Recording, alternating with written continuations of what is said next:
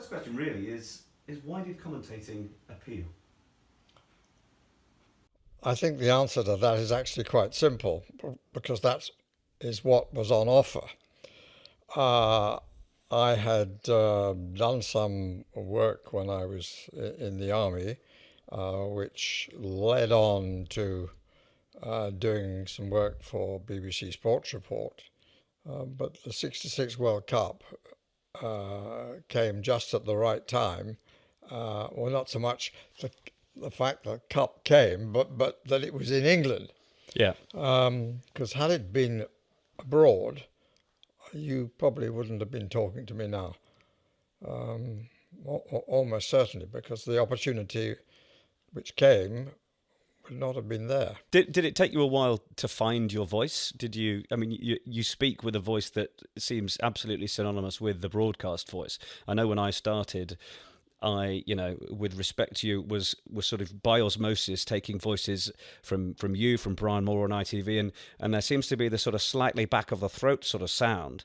And I sort of wondered whether that was something that it took you a while to find, whether that was always how you sounded in your youth. Tell me about whether that was an issue for you.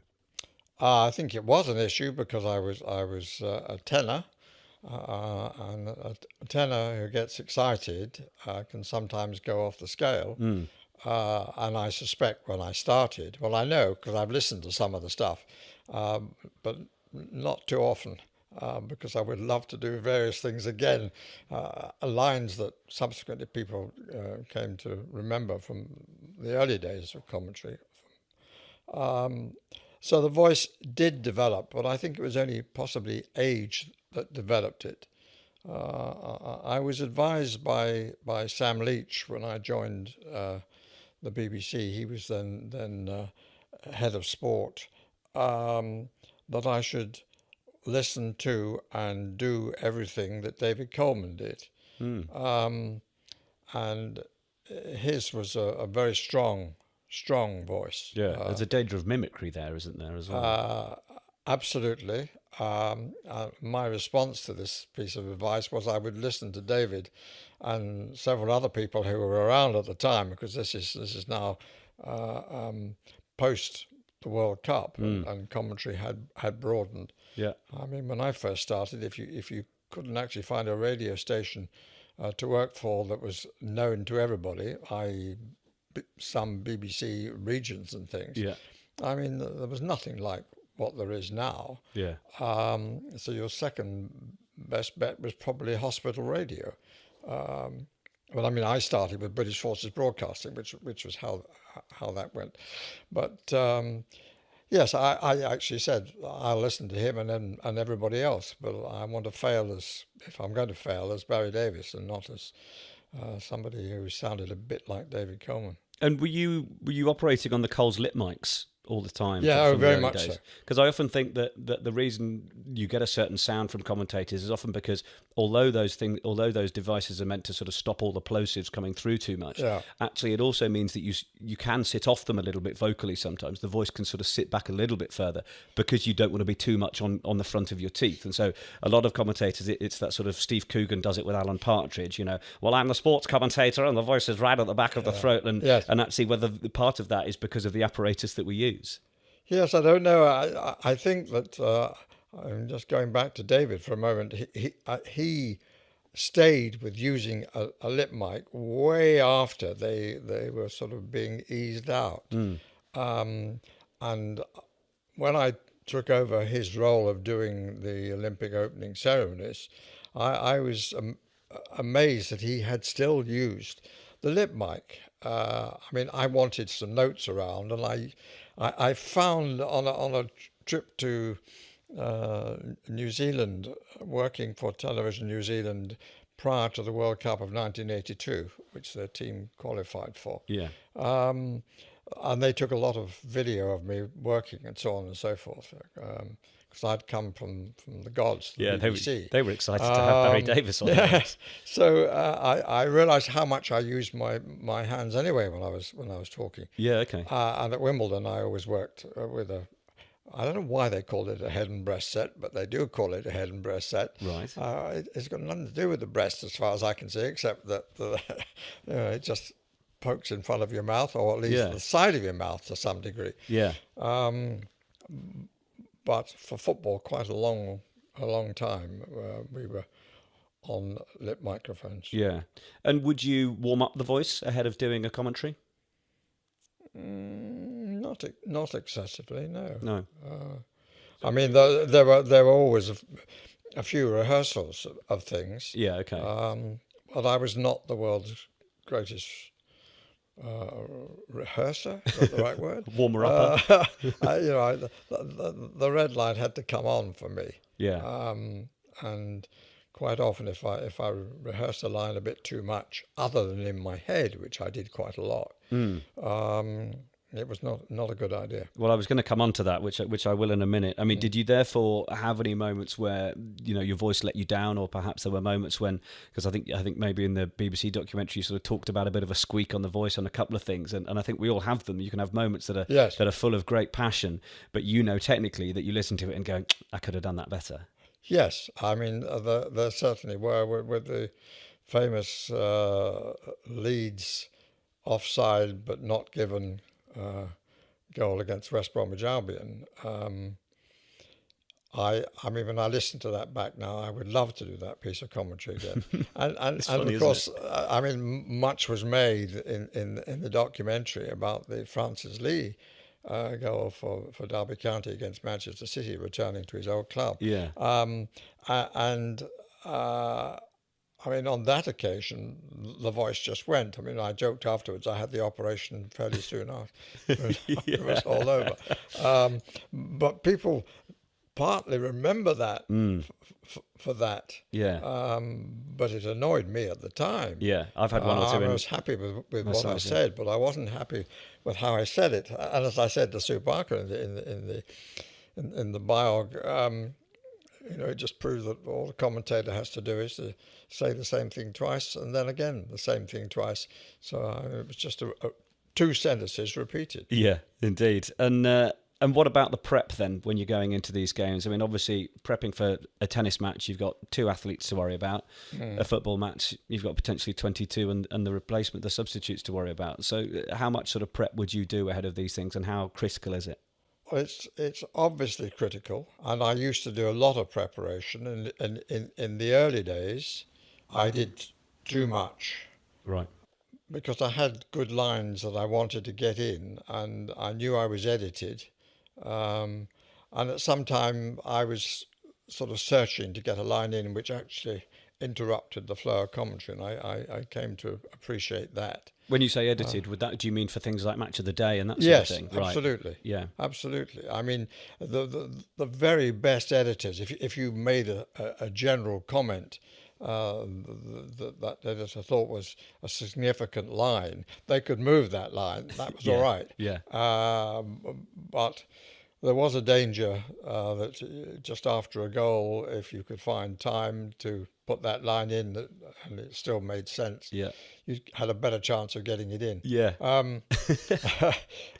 But did you ever do highlights commentary, where you already had the footage, so therefore you knew you could craft the lines into the edit that had already been created? 'Cause I've had to do that. No, I've never had to do that. Yeah, that's interesting, because you can hear, there's commentators I've worked with in rugby who you can hear that they've been staffed onto the commentary highlights that were already edited, and it's the most perfect 3.5 minutes of commentary, because they've got all the lines and all the right stats in all the right places, and you're thinking, how this guy's incredible.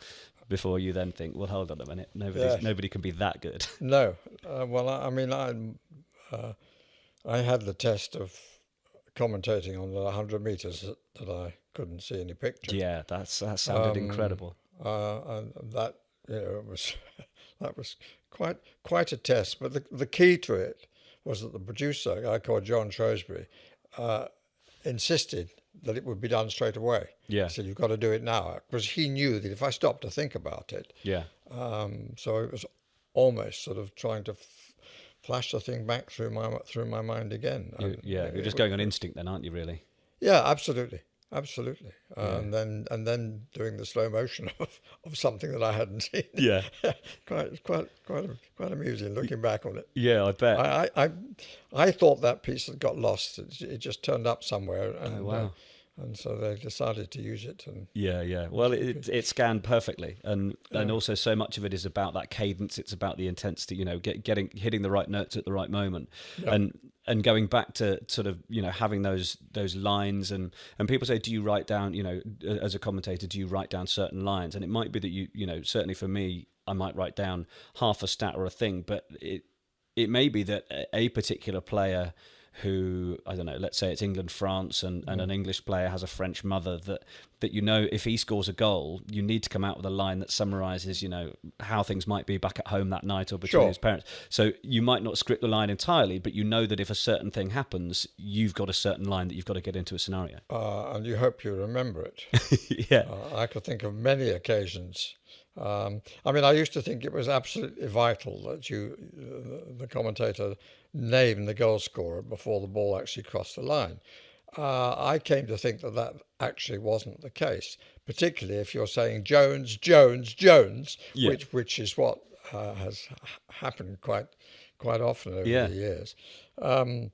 So I didn't write down lines at all. I had a few stats down, and I've always viewed that side of commentary as being looking at a program that you have at a match when you're watching it away from the microphone. You only look at the program when the match is not keeping your attention. I had a lot of stuff that probably never made the reel, but I moved from wanting to get a lot of things in to think upon it quite differently. And when you talk about usage of voice, I owe quite a lot to a chap called Jeff Goddard, who was the producer of a series called Maestro, which ran in the early 80s, and in which I took over that from Frank Keating. He used to write the script and do the interview, but they had an actor to read the script. I wanted to do all three. Okay. And Jeff was perfectly happy about that. But as a result, he was very harsh on things like cadence, emphasis, etc., etc. Okay. And he would make me do a 6-word sentence 6 times, and then 6 more times, if he didn't think the balance was quite right. He had a musical ear. He was one of the people who did the early elimination of Young Musician of the Year contestants. Would you say you have a musical ear at all? Yes, I'm more inclined to classical music. To some extent.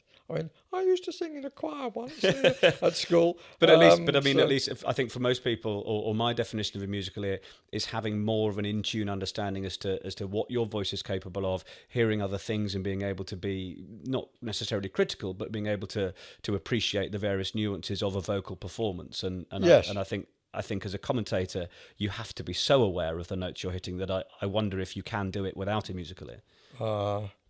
That's a very interesting point. I know that I always had my voice against the crowd. I had it wound up quite high in my cans, and would go to some lengths to get that balance right. It was something Miles Harrison told me for my first ever game, or when I spoke to him a while ago. He said, make sure the crowd is as loud as you can have it in your cans, because it will take you there. Yes. And there is a bit of a contest going on between you and the camera at the most exciting points. And I came off the register for Dennis Bergkamp scoring for Holland against Argentina. One of the amusing things about the documentary, which is not in any way a criticism of the work that was done by quite a few people, but particularly by the producer Tom Butt, is that having the sort of observations made that I was somewhat laid back in comparison with John Motson. Indeed, he made that point. Right, yeah. The replays of great goals and things tended to be just as excitable as anybody else. Yeah, I would say so. But what was not necessarily there, other than the Maradona goal, the second one,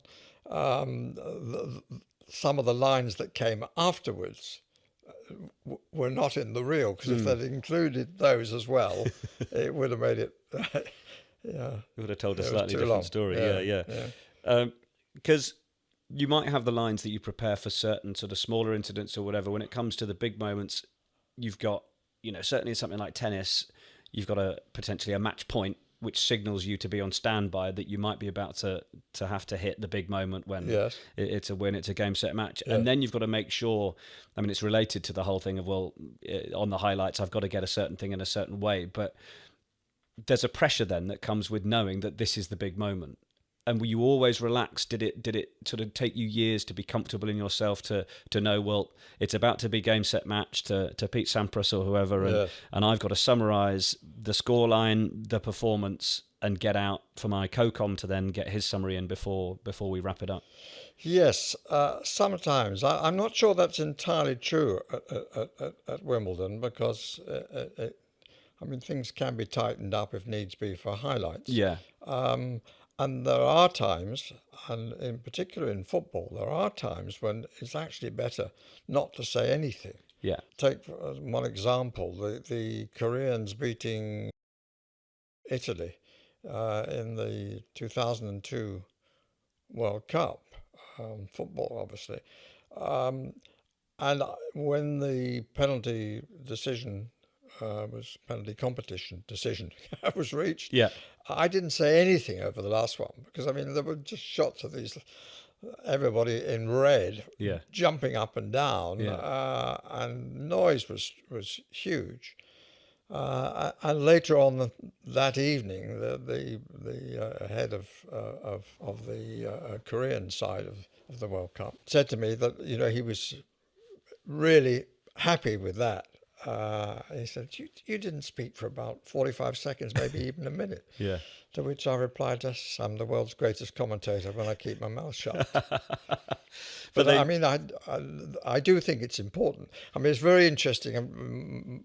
A friend of my wife's has been here. They've just gone off to lunch, and she said, "Are you doing lunch on your own?" So I said, "No, chap's coming around to talk to me about commentary." And she immediately said, "Oh, tell him less is more." Yeah. And of course that's been very much my principle. Yeah, and I think beyond my first few years, I then have immediately started to learn that letting the pictures breathe, and also not speaking unless you've got something to add to what the viewer can already see, is a key lesson. But I think people, as they start, and I certainly did, you've got plenty to say. I'm the commentator. It's my voice along with the pictures. I've got to keep going. I've got to keep saying. And actually, sitting back and letting it happen at times is absolutely right, isn't it? Yes, and I've gone on record in several places of saying that I think that one of the things that's produced the greater amount of talking is the fact that there's very little difference now between sound radio and television. And that's because the experts, Tuesday night working for radio, Wednesday night working for television. Yeah. That's the tendency. There's also been it seems to me, the thought that when something happens, you say very quickly, and then the expert comes in. Gary Neville comes in immediately. Andy Gray used to come in immediately. Yeah.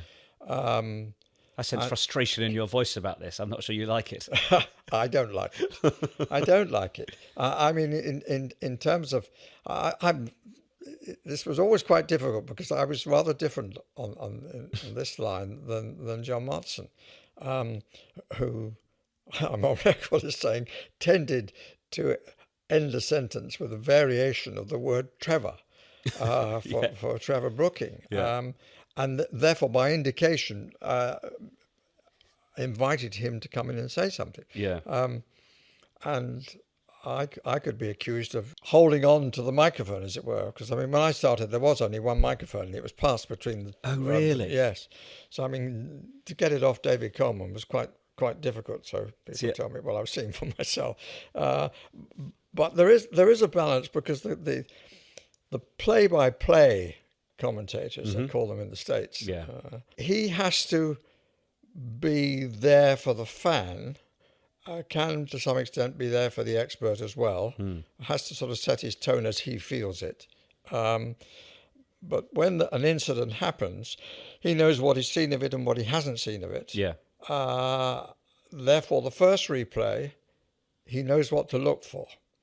And that, by taking that first replay, gives the expert an extra chance of saying something, a little different. Yeah. And maybe he's already got that point, but I think it helps. But it doesn't happen very often these days. No, it doesn't tend to. I had a moment where I wish I could have wrestled one microphone away, because I was on commentary in Rugby World Cup 2015 on South Africa, Japan in Brighton. And I called in on the radio, called in the try that won the game for Japan against all the odds, biggest upset in world rugby.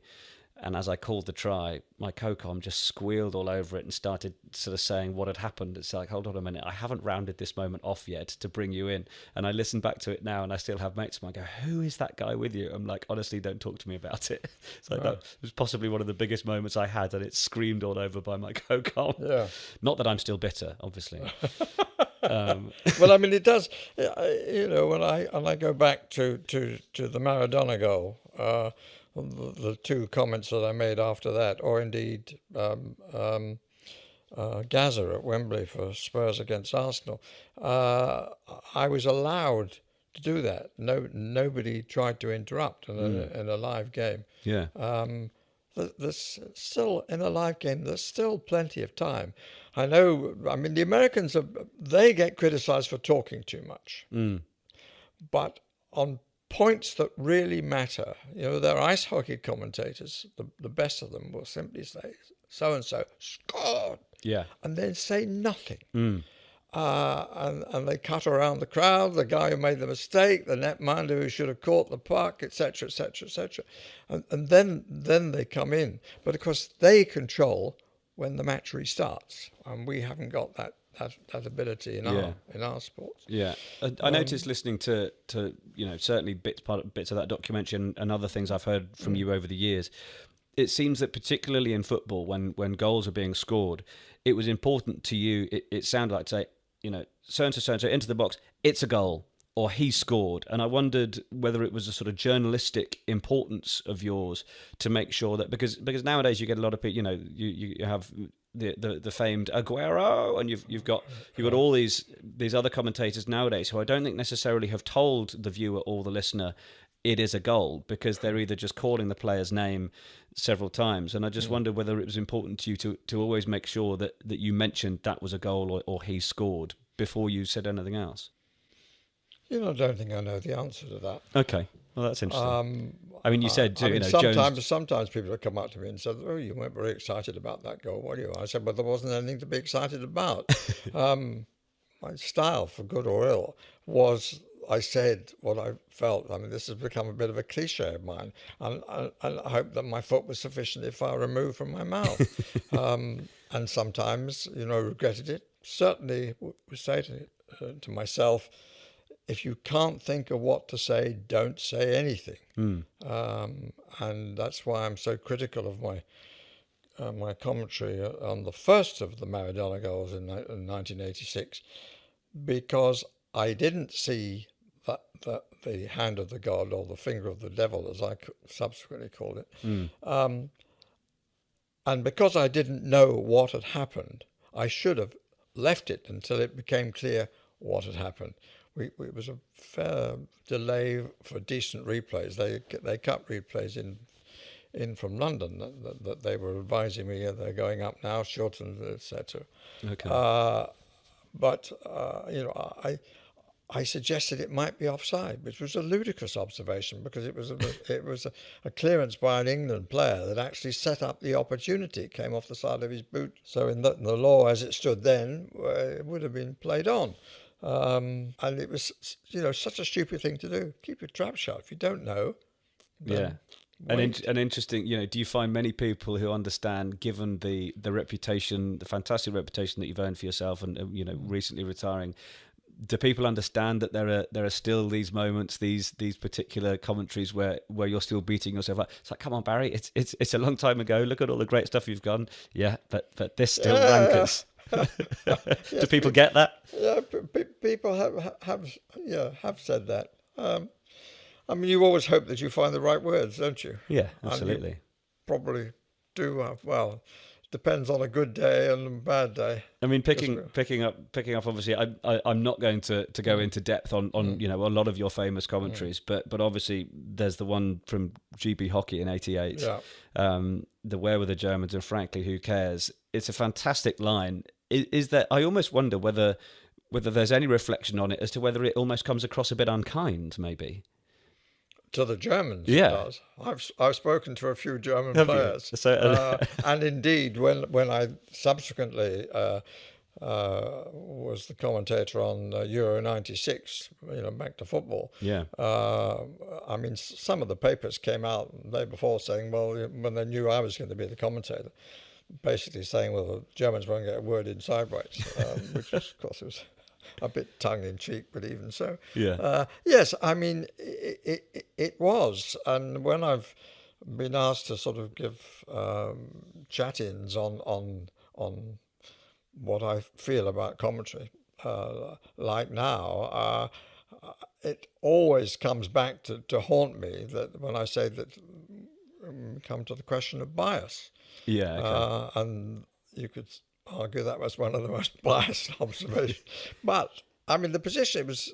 I know that the sequence in my mind was having looked at it and wondered, what on earth the Germans were doing, because the Great Britain team went through like a knife through butter, from the halfway line onwards. Yeah.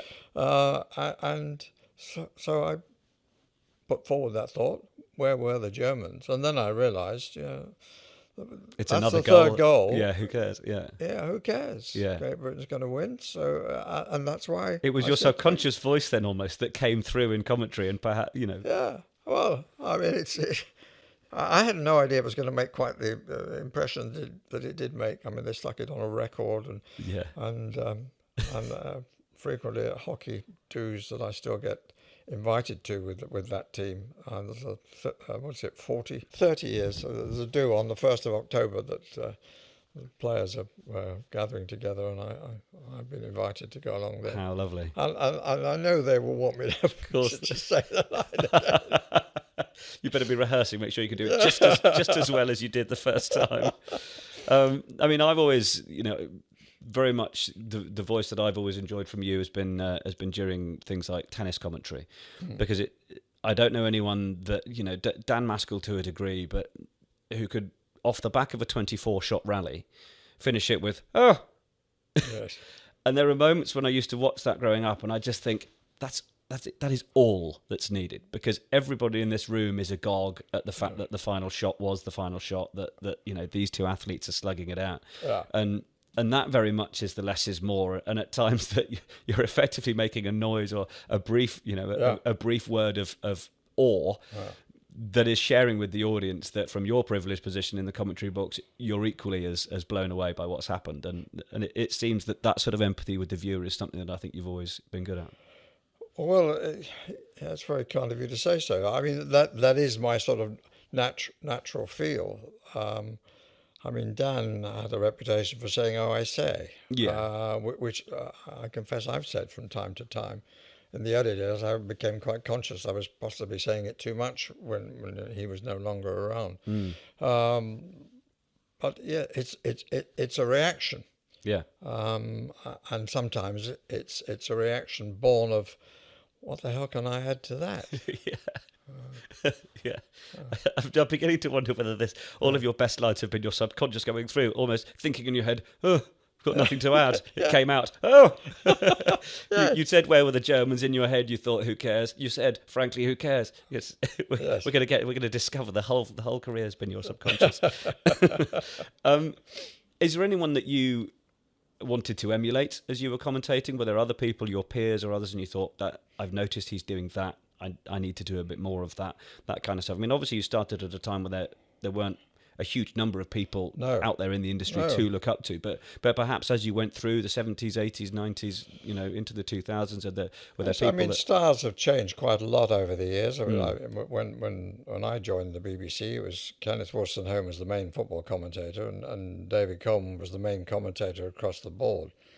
I mean, I listened to them, and as I said to you a few moments ago, it's the advice I would give to any would-be commentator. Listen to everybody, but do it your way. You might find doing it your way doesn't quite work sometimes, but provided you don't get the sack for doing something that you shouldn't have done, then okay, you've learned the lesson. Yeah. I spent the first 3 or 4 years of my commentary life, and I was a sort of cod commentator, doing it in that very commentary voice, and it took me a while to sort of bring the voice out to the front and actually start to own it as me, and start to actually it be my voice rather than this sort of cod voice that I'd been doing for impersonations or whatever for years, and I was almost struggling to find the real version. One man's commentator is another man's irritation. Yeah, okay, that's an interesting outlook. Obviously there were people who liked John Motson better than they liked me, and one or two the other way around. But that's something you have to accept. And commentary has changed as games have got quicker, athletes have got bigger, stronger. Life generally has got quicker. People talk far more quickly than I do.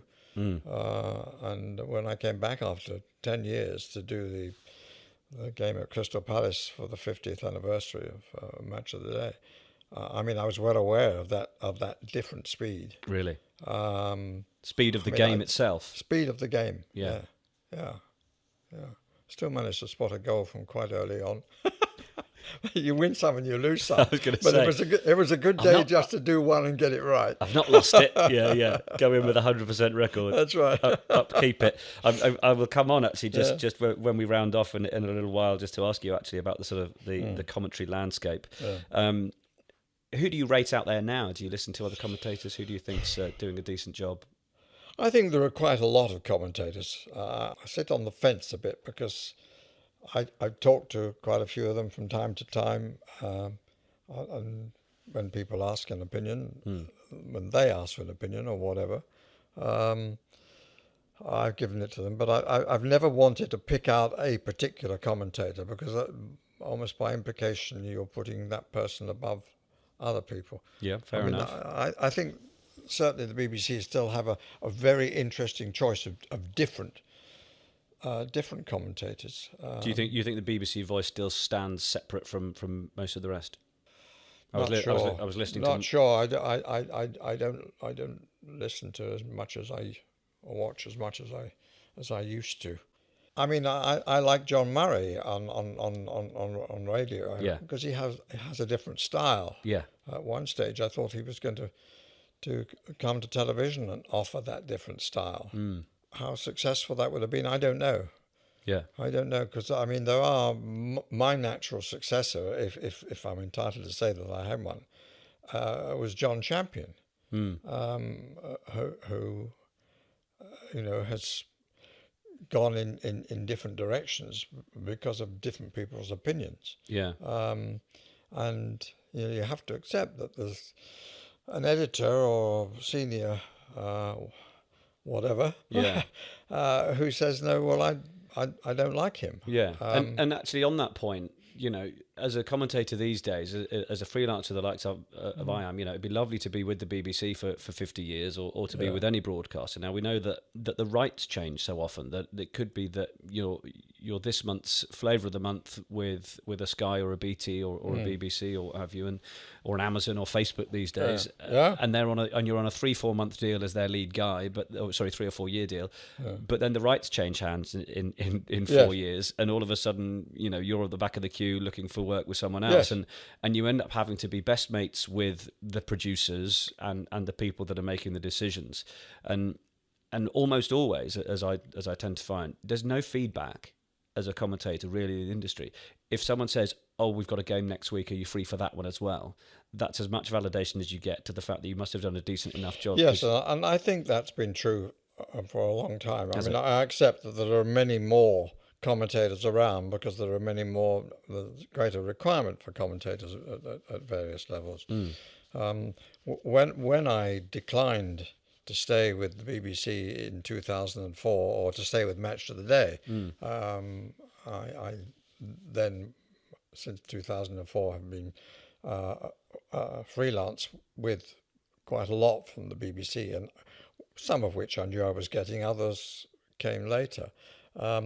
But I was actually asked if I would sort of have a few meetings with commentators to discuss, and I declined. I said I would love to do it, but I feel that I would be giving them advice which would be contrary to how things are going now, and therefore I wouldn't be helping them one little bit. In fact, I'd probably be shortening their careers. Yeah, I mean, if you were starting out in the sort of landscape that there is now, would you have the appetite and energy for it, do you think? Well, let's put it this way: when I was first offered what was going to become a regular job, which was after the World Cup of '66, when an opportunity came at ABC television, I was offered a 6-week contract, and I signed that and accepted, and put in my resignation with the Times on the same day. Right. So I was taking a chance from that moment onwards, and I have accepted that opportunities come and go. But I know that that's changed a lot now. But I could only ever do it in the way that I did it, and could have been out of a job and quite early. I don't know. I don't know. Well, it sounds like that. As someone willing to take those risks, but backing yourself to take them, then perhaps you would survive in the modern marketplace. Certainly, your talent would out anyway. But yeah, it seems. Well, it would. I would need to be given the opportunity. Yeah. I mean, producers change, styles change, etc., etc. I don't know how much the commentators of today feel that they have to do that particular way in order to satisfy the people they're working for. And you get a lot of outlook now on, we've got a certain number of voices of this type. We need more regional voices, or we need different sounding things. And there's more consideration there was a now. time when the BBC were accused of having too many commentators who you couldn't just distinguish one from the other. Yeah. Which I think was a bit of an exaggeration, but there were some similarities. Now that I think they've gone their own way to a degree. Yeah. You said going your own way and doing your own thing would be a piece of advice you'd give to a modern commentator, anybody trying to get into it. Any other nuggets that you've learned over the years that you think are worth passing on? The basic things are still the same. You have to do your preparation, and you have to be aware of the balance of yourself and who you're working with, and so on and so forth. Some experts are easier to work with than others. I'm very conscious of. I think there's too much conversation in commentary now, but that's just my personal opinion. Yeah, I tend to share that view, actually. That's one of the reasons why. It's the main reason why I left doing Match of the Day, because I felt I wasn't going to be given the opportunity that I wanted to suggest that my style was what people wanted. Yeah, it's interesting. I mean, I've done games where you do suddenly find yourself having a chat about the sport as a whole and what's going on in it while there's a game going on in front of you. Yes. And actually, I've listened back to that and thought, do you know what? Although the game you're watching might not be the most exciting, it's not time to turn this into a magazine show. And there are still enough things going on the field that are worthy of you talking about, rather than breaking off to discuss the politics of this or that. Yes, yeah. I mean, there is definitely that has to be considered. You have to realise that you're talking to the person sitting in the armchair or whatever position they happen to be in at the pub listening.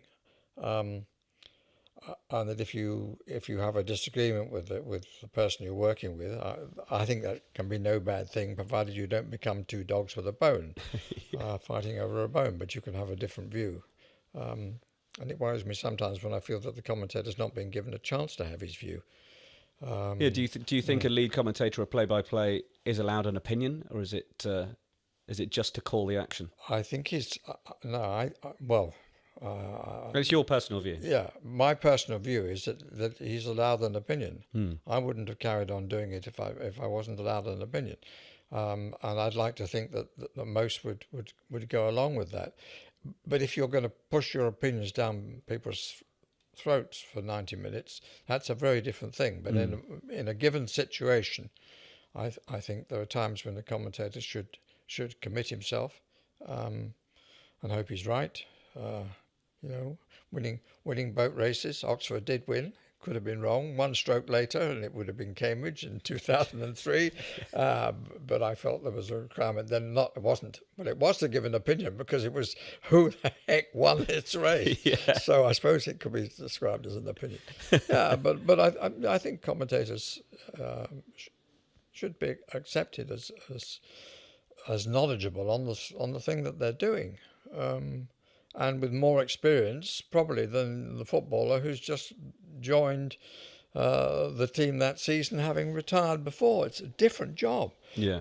And that is, over the years, what television in particular has been guilty of, is assuming that you win a gold medal on Saturday and on Monday you're in the commentary box. Yeah.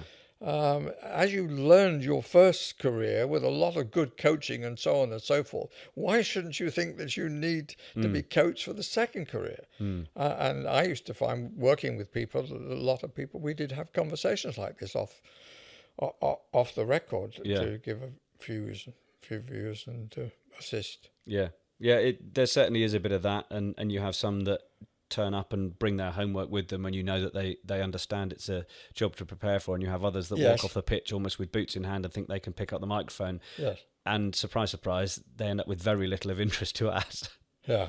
And there are some like that. I hope they wouldn't survive too long. Yeah. But I mean, there's also another thing that has tended to be lost over the years, is that, I mean, we used to have lots of information about pronunciation of foreign names, and now most of those names are anglicised, it seems to me. Yeah, there is a fair bit of that. I think because it's got to be one of the first jobs as a commentator is to get the ID right of the player involved. Yes. But if you're going to be doing that, then you've got to have his name correct or her name correct. Yes, I mean, I think if he's going to score the greatest goal of his life, and you call him a different name, or what sounds a different name, I don't think whether he would be capable of suing you, but maybe. Wouldn't be too happy. No. Well, Barry, we've just got a couple of minutes left. Miles Harrison, the rugby commentator on Sky, who used to do football as well, he once told me that he can be guilty of commentating on almost anything in his life at any 1 minute. He did say, according to his wife, which he tempered, as he said, have school sports days or family games of Monopoly in the Davies household been accompanied by Barry's dulcet tones? Yes, if I'm truthful. Yeah, brilliant. That's what I wanted to hear. Yes. But sometimes I have competition these days.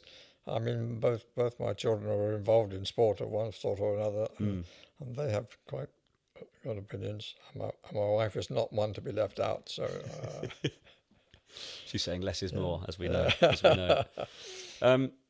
We touched on it a little bit earlier. You're a man that's seen a lot of the sporting landscape as a commentator for over 50 years. Do you think that the coverage now is better on all fronts, or do you think that things have moved so fast that some of the more, I don't know, intimate elements of the art of sports reporting, coverage, commentary have been lost in the race to sort of make sure that everything's being covered all of the time? Crikey, what a question.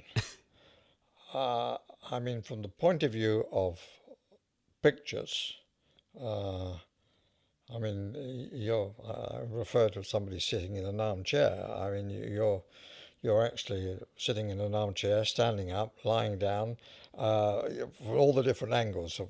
That's what I'm suggesting that you get now. You're never in the same seat. You're moved around the ground. Yeah.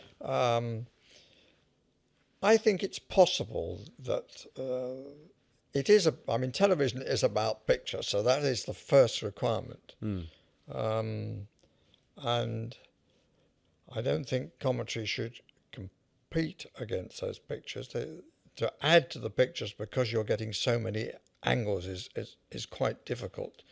To say something that is not obvious to the viewer, and it's possible that that's become more difficult than it was. I mean, certainly in the days of working with 4 cameras and so on and so forth. But in the early days, producers talked more to the commentator. I find now that producers don't talk as much to the commentator. I mean, in my day, How does that affect it, do you think? Well, I liked to feel that we're all part of a team. Yeah. And if I wasn't sure who made the pass that actually proved to be crucial, I would sort of press the lazy button and said, who the hell was it that played it? Yeah. And if the one of the low cameramen came up with a name, and I used it and it was wrong, that's my fault. Yeah. But I was very happy to, because most of the cameramen, the good cameramen, know the game that they're doing. Yeah. I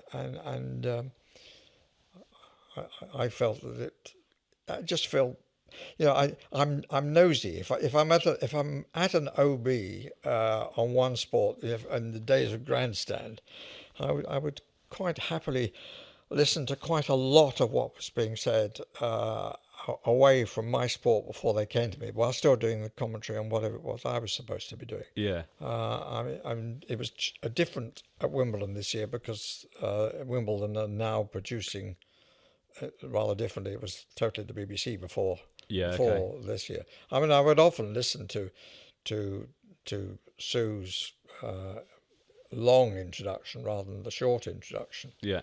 Just to see what she said, what's going on. What's the flavour of the day? Yeah. Nosy. Yeah. So Nosy and greedy. There you are. What other It's a good adjectives would summary. you use to describe yourself with? We've got nosy and greedy. You've got 5 other dwarves to select. I mean, I appreciate that I've been paid for a hobby. I would like to have played sports better. Would you? When I do occasionally. I mean, one of my friends says that my service in tennis is when it works, the most professional of anybody that we play with, at a very low level. I'm talking about here. But I would rather have a consistent serve that worked. But I mean, there's a summary in one of these who's who or whatever, and among interests I've put all sports. Sadly, enthusiasm way ahead of talent. Yeah, and that enthusiasm is what's brought that enthusiasm to many people over the years. You mentioned talking to the person in the armchair. I've always had a view that part of the commentator's job is the fact that person in the armchair on a Saturday or Sunday afternoon might have a newspaper in front of them. They're catching up on what's going on. And your job at times, during when it gets exciting, is to make them lower that newspaper. And it'll be through the accuracy and through the voice that you find, in order to make sure that they sort of peek their head up and take note of the key bits. Do you think that sort of works as an analogy? I think that's a very, very, very good analogy. I mean, put slightly more simply, I've felt that the moments that bring the viewer in the armchair to the edge of the seat, you need to respond. I remember a headline written about something I'd done a long, long time ago in the Daily Mail, which the headline was, "When Barry says ooh, he says it for all of us." And there's an element of truth in that. They probably don't. Poor old Gareth Southgate's miss I mean, I just said, "Oh no." Yeah. That's what occurred to me to say, and then I didn't say anything for quite a long time. Yeah. And I would guarantee that most viewers said exactly that, probably flavoured by a few words around the "oh no" that I would be in trouble with if I'd used them on air. But that was just my gut instinct, particularly having felt that there was something wrong about the run-up to take it. Yeah. It although it came as a surprise, it had to come as a surprise. Yeah. I mean, I know that there's one commentator around who actually said that he didn't fancy it beforehand, which made him a clever what's-it. But in the atmosphere of the time, probably didn't endear himself to other people. It's not what people want to hear, is no, it, necessarily? No, but I think a lot of commentators can pick, football observers can pick the one that's going to miss. Yeah, probably. Quite reasonably often. Yeah. Well, Barry, I hope I can find you playing tennis at some point to find out if you're commentating on your own serve. That would be an absolute treat. Oh no consistency again. Yeah. Keep the arm straight. Don't throw it up high. Get the toss high enough. Yeah. It's been a treat to spend time with you. Thank you so much for your time, and enjoy retirement. Thank you.